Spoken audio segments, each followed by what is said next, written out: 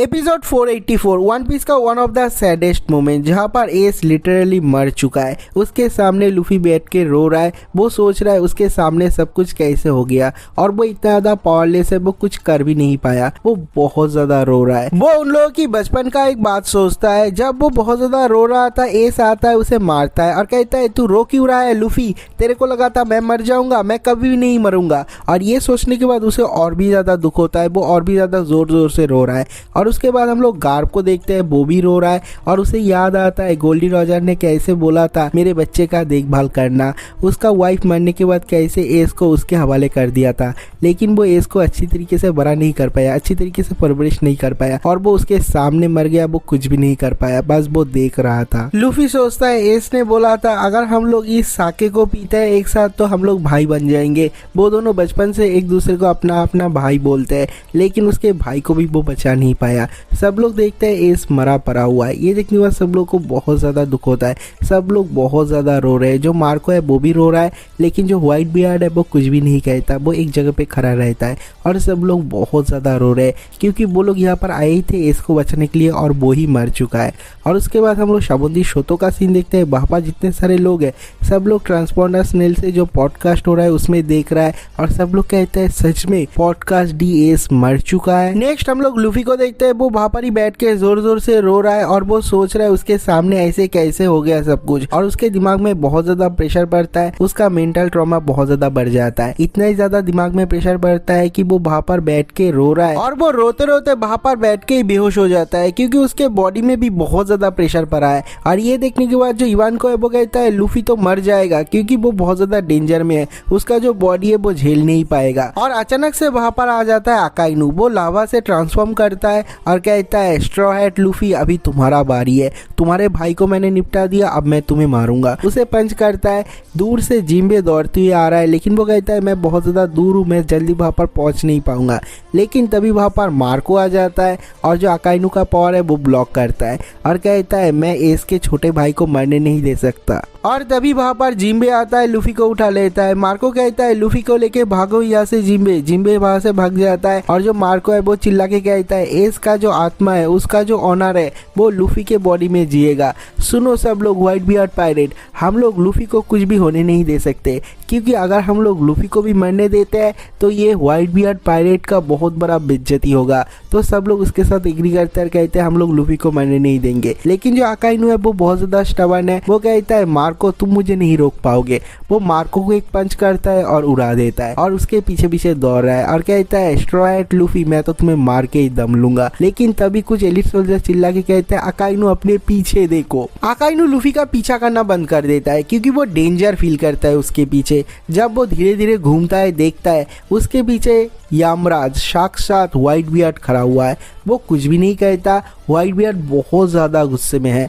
वो अपना left hand उठाता है, उसमें अपना ट्रिमर डेविल फुट का पावर इकट्ठा करता है और दबा के एक पंच करता है। वो पंच इतना ही ज़्यादा पावरफुल था, जो अकाइनू है उसका सर का आकार चेंज हो जाता है, उसका सर चपटा हो जाता है। आसपास जितने सारे व्हाइट बियर्ड पायरेट है सब लोग कहते हैं भागो यहाँ से। जो पॉप्स है वो बहुत ज़्यादा गुस्से में है, लेकिन उसके बाद भी अकाइनू नहीं मरता। अकाइनू के पास जो डेविल फुट का पावर है वो भी बहुत ज़्यादा खतरनाक है और वो बहुत ज़्यादा स्ट्रांग है। उसका हाकी भी बहुत ज़्यादा स्ट्रांग है। अगर उसकी जगह कोई नॉर्मल इंसान होता तो उसका सर कुचल जाता। अनफॉर्चुनेटली जो अकाइनू है वो बच जाता है।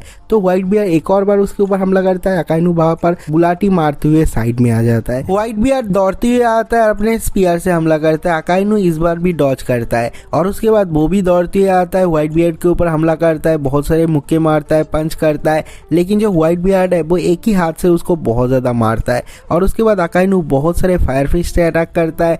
जो व्हाइट बियर्ड है वो एवेड नहीं करता, सारे के सारे अटैक को ब्लॉक करता है और उसके बाद अकाइनू को मारता है। जो अकाइनू है वो नीचे गिरा हुआ है और उसके बाद व्हाइट बियर्ड फिर से दौड़ती हुई जाता है और अकाइनू को एक बहुत ही तगड़ा पंच करने वाला था। जो अकाइनू है उसे सच में डर लग रहा है। वो सोचता है अगर वो हाकी को कोट करके मारता है मैं मर जाऊंगा। लेकिन व्हाइट बियर्ड का अटैक अकाइनू के बॉडी में लैंड करने से पहले ही जो अकाइनू है वो अपने पूरे बॉडी को लावा में चेंज कर लेता है और वो कहता है हेल हाउंड। उसके पास जितना ज्यादा खतरनाक लावा था और जितना गर्म लावा था उससे अटैक करता है और अकाइनू का जो पंच है वो थोड़ा फास्ट था तो वो पहले हिट करता है व्हाइट बियर्ड को और उसके सीने को चीर के उसका हाथ घुसा देता है और उसके बॉडी में जो गर्म लावा है उसको व्हाइट बियर्ड के बॉडी में इंजेक्ट कर देता है, उसके बॉडी में घुसा देता है। जो व्हाइट बियर्ड है उसके बॉडी से उसके मुंह से हर जगह से खून निकल रहा है, वो और सह नहीं पाता, वो घुटनों में आ जाता है। ये देखने के बाद सब लोग चिल्ला रहे हैं और कहते हैं ऐसा रेकलेस फाइट मत करो। लेकिन व्हाइट बियर्ड को कोई भी होश नहीं है, वो तो बस इसके बारे में सोच रहा है। उसे बहुत ज्यादा दर्द हो रहा है, बहुत ज्यादा दुख हो रहा है,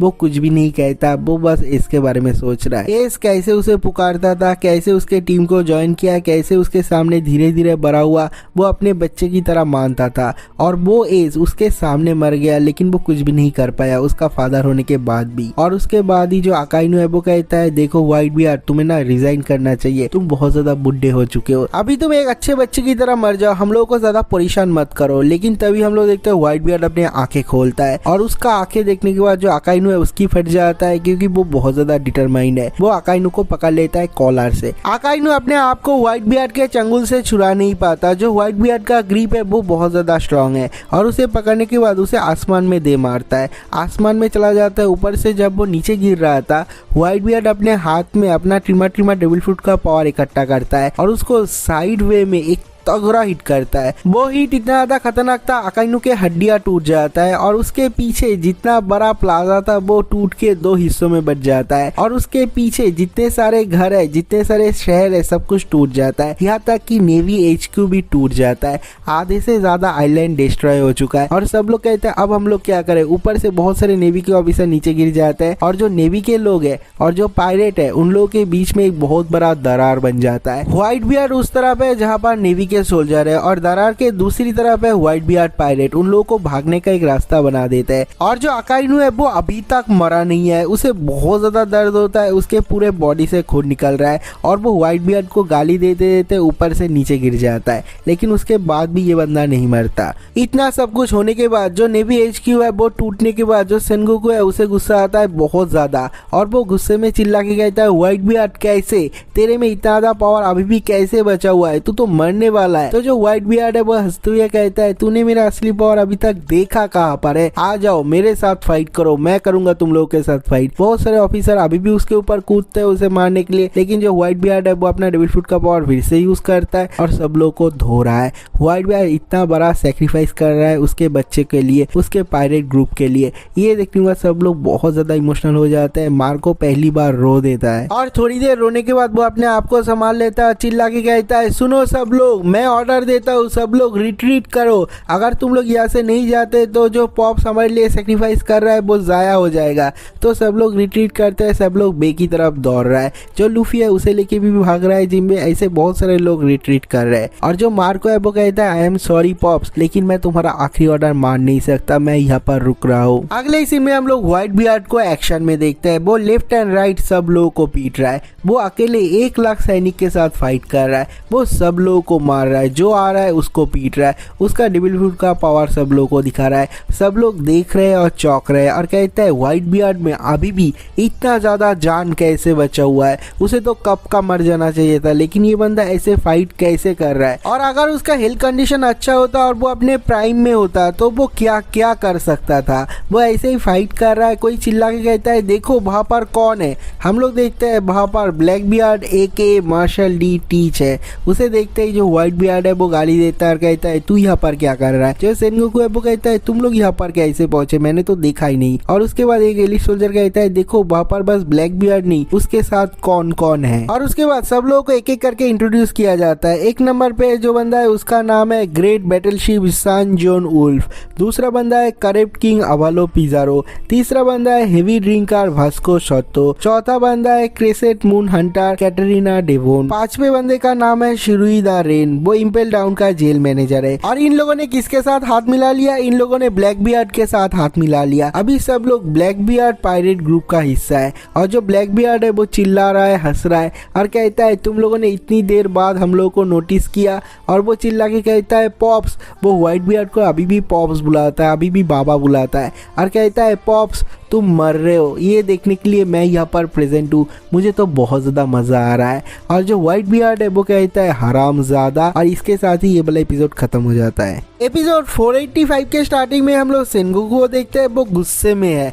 और वो कहता है तुम लोग यहाँ पर घुसे कैसे, तुम लोग यहाँ पर आए कैसे, यहाँ पर क्या चल रहा है, और शिर्यू तू क्या कर रहा है, इम्पेल डाउन में क्या हुआ, जो मागेलान है उसके साथ क्या हुआ, तू बता तूने उन लोगों के साथ क्या किया और तुम लोग का गोल क्या है। ये सुनने के बाद जो शिर्यू है वो हंसता है और कहता है मागेलान के साथ क्या हुआ, इम्पेल डाउन पे क्या हुआ, अगर वो तू जानना चाहता है बाद में जान लेना, मैं तुझे नहीं बताऊंगा, लेकिन मैंने अभी इन लोगों के टीम को ज्वाइन कर लिया, तेरे को बस इतना ही जानना चाहिए कि मैं तेरा एनिमी हूँ, तेरे को जो उखाड़ना है उखाड़ लेना। तभी वहाँ पर एक ऑफिसर आता है और चिल्ला के कहता है fleet admiral Sengoku, the gate of justice को फिर से खोला गया है। ये सुनने के बाद उसे बहुत बड़ा झटका लगता है और कहता है ऐसा कैसे हो सकता है, द गेट ऑफ जस्टिस को तो हमारे यहाँ से कंट्रोल किया जाता है, अगर नेवी HQ से कंट्रोल नहीं किया जाता तो जो गेट ऑफ जस्टिस है उसको खोला नहीं जा सकता, तो ऐसा कैसे हो रहा है। और उसके बाद वो ब्लैक बियर्ड की तरफ देखता है और ब्लैक बियर्ड पायरेट का एक पायरेट कहता है मैंने किया, मैं यहाँ से निकलने से पहले तुम्हारे एक ऑफिसर को कंट्रोल रूम में मैंने हिप्नोटाइज किया है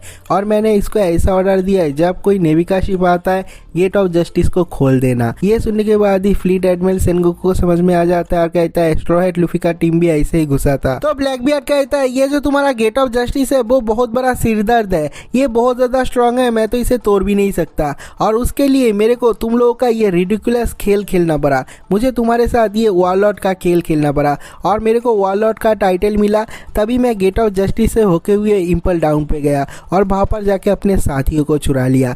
ये सुनने के बाद जो सेनगोकू है वो कहता है ओ तो तुम अपने साथी को छुड़ाना चाहते थे इसलिए तुमने जो वॉरलॉर्ड का टाइटल है वो लिया। तो जो ब्लैक बियर्ड है वो कहता है ऑफ कोर्स मुझे मेरे साथियों को छुड़ाना था इसलिए मैंने ये टाइटल लिया, अभी मुझे इस टाइटल की कोई जरूरत नहीं है, और कहता है मेरे को फर्क भी नहीं पड़ता। उसके बाद व्हाइट बियर्ड चिल्ला के कहता है मुझे तुम लोगों का ये डिस्कशन सुनना ही नहीं है और इससे मेरे को फर्क भी नहीं पड़ता। वो अपना मुट्ठी बनाता है, अपना डेविल फ्रूट का पावर इकट्ठा करता है और दे मारता है। सामने जितने सारे नेवी के सैनिक है सब लोगों को उड़ाते हुए सारा का सारा जमीन को तोड़ते हुए जहाँ पर ब्लैक बियर्ड के पायरेट खड़ा हुआ है वहाँ पर जाके टकराता है।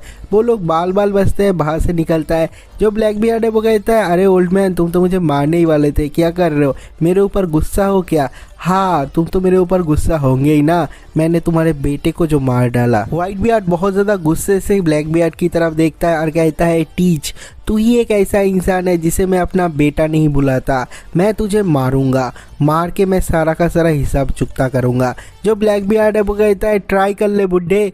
और उसके बाद ही हम लोग देखते हैं जो मार्को और बाकी के लोग हैं सब लोग इधर से इधर आने की कोशिश कर रहे थे, लेकिन जो व्हाइट बियर्ड है वो चिल्ला के कहता है मार्को इधर मत आ, मेरे को संभालने दे। और वो टीच की तरफ दिखाता है और कहता है आजा, मैं तुझे मार के 4th डिवीजन का कमांडर ताची का बदला लूंगा, मैं दिखाऊंगा कि एक असली फादर फिगर कैसा होता है। जो ब्लैक बियर्ड है वो कहता है कोशिश कर ले, और वो अपना डेविल फ्रूट का पावर एक्टिवेट करता है। जो ब्लैक स्मोक है वो उसके हाथ से, उसके पैर से, पूरे बॉडी से निकलता है और पूरा का पूरा जगह को घेर लेता है। व्हाइट बियर्ड के पैर के नीचे भी आ जाता है और वो चिल्ला के कहता है ब्लैक होल। और उसके बाद वो कहता है देख देख ले, तेरे 4th डिवीजन का कमांडर ताची, तेरे बेटे को मार के मैंने ये डेविल फ्रूट चुराया था, वो कितना ज्यादा स्ट्रांग है। ये डार्क डेविल फ्रूट दुनिया का सबसे शक्तिशाली डेविल फ्रूट है। मुझे एक बात बताओ, तुम्हारा बेटा एस वो मर चुका है, तुम्हारा बेटा ताची वो भी मर चुका है, मैंने एस को पहले नहीं मारा था, मैं तुम्हारे बारे में सोच के उसको जिंदा छोड़ दिया था, मैं तो तुम्हारे साथ फाइट करना चाहता था, लेकिन तुम देखो तुम भी बुढ़े हो गए हो, तुम में भी वो वाला पावर अभी नहीं है। और उसके बाद ही जो व्हाइट बियर्ड है वो अपना ट्रिमर डेविल फ्रूट का पावर यूज करने वाला था, लेकिन जो ब्लैक बियर्ड है वो कहता है नहीं नहीं, उसे यूज करके भी तुम कुछ नहीं कर पाओगे, मेरे खिलाफ कोई भी डेविल फ्रूट का पावर काम नहीं आता। वो यूज करता है ब्लैक वोर्टेक्स, और जो व्हाइट बियर्ड का डेविल फ्रूट का पावर है उसे नॉलिफाई कर देता है, वो उसे लगता ही नहीं, वो एक नॉर्मल पंच बन जाता है। व्हाइट बियर्ड फिर से कोशिश करता है, लेकिन इस बार भी वो ब्लैक वोर्टेक्स को यूज करता है और व्हाइट बियर्ड के हाथ को पकड़ लेता है और उसे एक पंच करता है, और उसके बाद मुंह में एक पंच करता है, उसे मारते ही रहता है। दाहिना हाथ से उसको पकड़ के रखता है और लेफ्ट हैंड से घुसा मार रहा है। उसके जो पायरेट है सब लोग लोग कहते हैं ऐसा कैसे कर सकता है वो पॉप्स के साथ। और जो व्हाइट बियर्ड है वो मार ही खा रहा है और उसके बाद व्हाइट बियर्ड उसका हाथ छुड़ाता है और फिर से वो अपना डेविल फ्रूट का पावर यूज़ करता है। लेकिन जो ब्लैक बियर्ड है वो कहता है तुमको समझ में नहीं आता बुड्ढे, देखो मेरा पावर, और वो फिर से ब्लैक वोर्टेक्स को यूज़ करता है और जो व्हाइट बियर्ड का डेविल फ्रूट का पावर है वो नोलिफाई हो जाता है, वो यूजलेस बन जाता है, वो किसी भी काम का नहीं रहता। और वो कहता है देखो मेरे सामने किसी का भी डेविल फ्रूट का पावर नहीं चलता, मैं हूँ दुनिया का सबसे स्ट्रॉन्गेस्ट डेविल फ्रूट यूजर। तो उसके बाद जो व्हाइट बियर्ड है वो देखता है वो अपना डेविल फ्रूट का पावर यूज नहीं कर पा रहा है, तो वो क्या करता है उसके हाथ में जो स्पीयर है वो ले लेता है और उससे ब्लैक बियर्ड के ऊपर एक फिजिकल अटैक करता है। इस बार पूरी तरीके से अटैक लगता है, उसके सीने से खून निकल रहा है, वो लेट जाता है, कहता है दर्द हो रहा है, दर्द हो रहा है, खून निकल रहा है, ये क्या हो गया।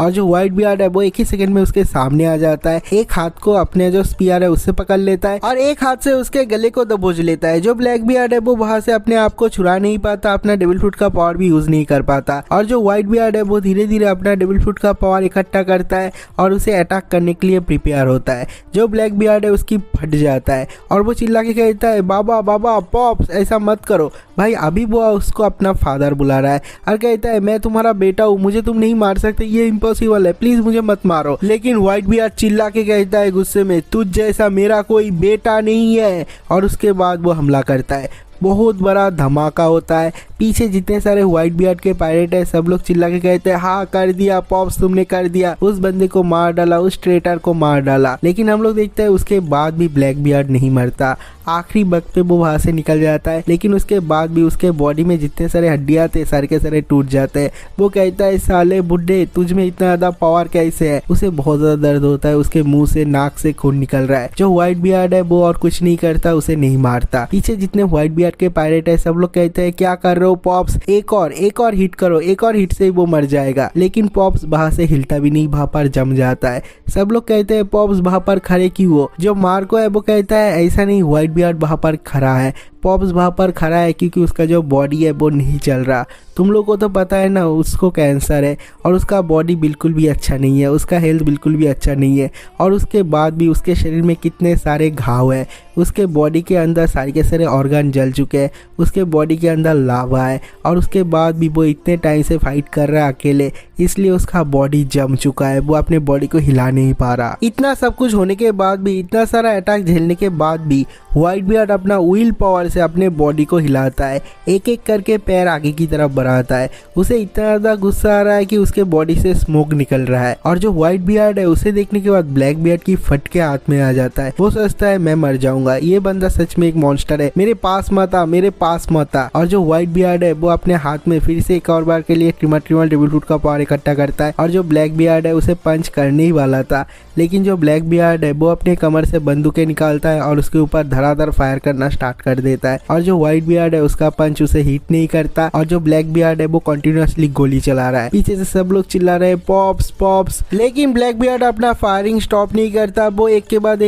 एक गोलियां चलाते ही रहता है। अपने बंदूक में जितने सारे गोलियां है सारे के सारे खत्म कर देता है। उसके बाद भी व्हाइट बियर्ड नहीं रुकता, तो जो ब्लैक बियर्ड है वो चिल्ला के कहता है आ जाओ ब्लैक बियर्ड पायरेट, सब लोग मिलके एक साथ उसके ऊपर अटैक करो। हम लोग देखते हैं एक एक करके सारे के सारे ब्लैक बियर्ड पायरेट आ रहे हैं, सब लोग अपने अपने चॉइसेस ओपन से उसके ऊपर हमला करते हैं। पीछे मार्को जितने सारे लोग हैं सब लोग चिल्ला रहे हैं, रो रहे हैं, अपना सर फोड़ रहे हैं, लेकिन वहां पर नहीं जा पा रहे क्योंकि व्हाइट बियर्ड ने मना किया है। और जो व्हाइट बियर्ड है उसके ऊपर धड़ाधड़ सब लोग उसके हाथ में जितने सारे बंदूक है सारे के सारे से गोली चला रहा है। भाई 15 मिनट तक उसके ऊपर फायरिंग होता है, यहाँ पर मौत का नंगा नाच चल रहा है। जो ब्लैक बियर्ड और उसके पायरेट है सब लोग गोलियों के ऊपर गोलियां चलाते रहता है, फायरिंग करते ही रहता है। और जो व्हाइट बियर्ड है वो सारा का सारा बुलेट अपने बॉडी में लेता है, किसी और को हिट नहीं होने देता।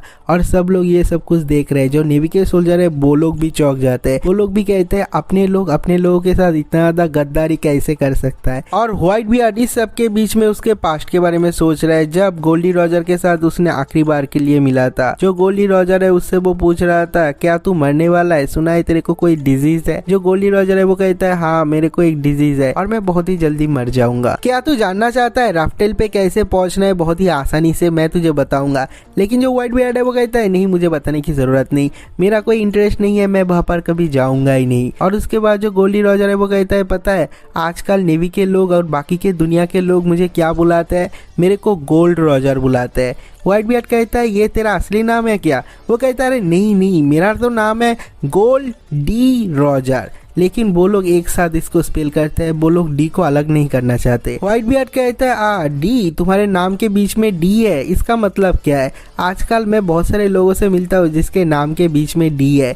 मेरे क्रू में भी एक बंदा है जिसका नाम है मार्शल डी टीच, जिसको अभी हम लोग ब्लैक बियर्ड के नाम से जानते हैं। इस डी का भी कोई स्पेशल मीनिंग है क्या? रॉजर कहते हैं हाँ है ना। इस डी का मतलब जानना चाहता है? ठीक है मैं बताता हूँ। और उसके बाद ही हम लोग को प्रेजेंट टाइम का सीन दिखाया जाता है। सब लोग अभी भी फायर कर रहे हैं और गोली चलाते चलाते सब लोग का बुलेट खत्म हो जाता है। जो ब्लैक बियर्ड है वो कहता है अरे कोई मेरे को एक नया गन दो, मेरे को और भी गोलियां चलाना है। लेकिन वहाँ पर शिरुई आ जाता है और कहता है जरूरत नहीं, तुमने बहुत ज्यादा गोली चलाया है, वो अभी अनकॉन्शियस है, वो बेहोश है। अगर उसको तुम एक उंगली से भी मारते हो तो वो गिर जाएगा, बेहोश हो जाएगा। लेकिन हम लोग क्या देखते हैं, व्हाइट बियर्ड अभी भी नहीं मरा है। वो कहता है टीच वो तू नहीं है। सब डर जाता है। जो टीच मतलब ब्लैक बियर्ड है वो कहता है तू अभी भी जिंदा है, ये कैसे? तू सच में मॉन्स्टर है।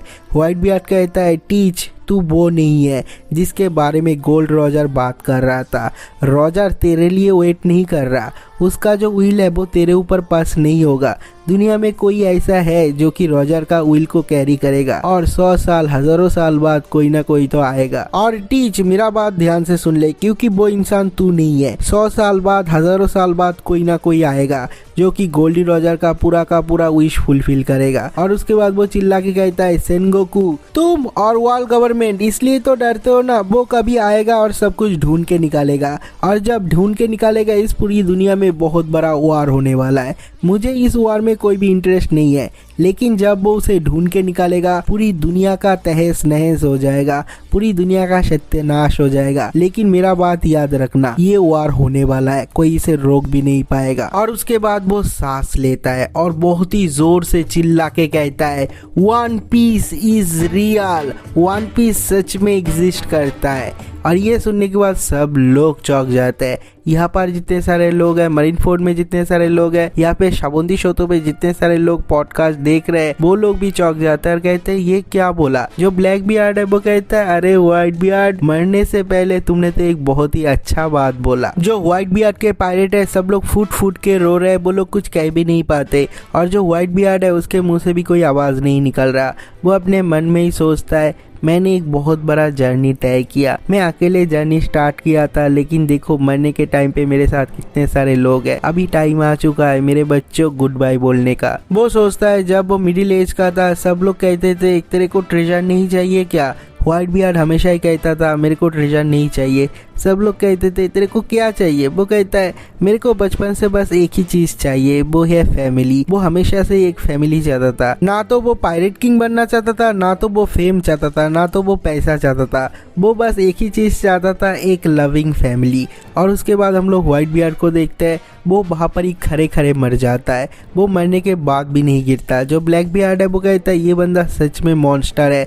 वो खड़े खड़े मर गया, वो गिरा भी नहीं। और उसके बाद हम लोग को दिखाया जाता है जो व्हाइट बियर्ड है उसके सामने कितने सारे कैनन ने अटैक किया है, कितने सारे गोलियों ने भून दिया है, सामने कितना सारा अटैक हुआ है, लेकिन उसके बाद भी व्हाइट बियर्ड नहीं गिरता। उसके पीठ में कोई भी स्कार नहीं है। इससे ये पता चलता है वो कभी भी किसी फाइट से नहीं भागा, इसलिए उसके पीठ में कोई दाग नहीं है, बल्कि उसका सामने का जो हिस्सा है उसे भून दिया लोगों ने। सब लोग कहते हैं ये दुनिया का सबसे बड़ा लेजेंडरी पायरेट का खात्मा है। और इसके साथ ही ओल्ड एरा खत्म हो जाता है और व्हाइट बियर्ड के मौत के साथ ही हमारा ये वाला एपिसोड भी खत्म हो जाता है। अगर आप लोगों को वीडियो अच्छा लग रहा है तो वीडियो को लाइक करना और कमेंट करना और सब्सक्राइब तो करना ही करना। तो मिलते हैं एक और नई वीडियो के साथ, तब तक के लिए बाय बाय।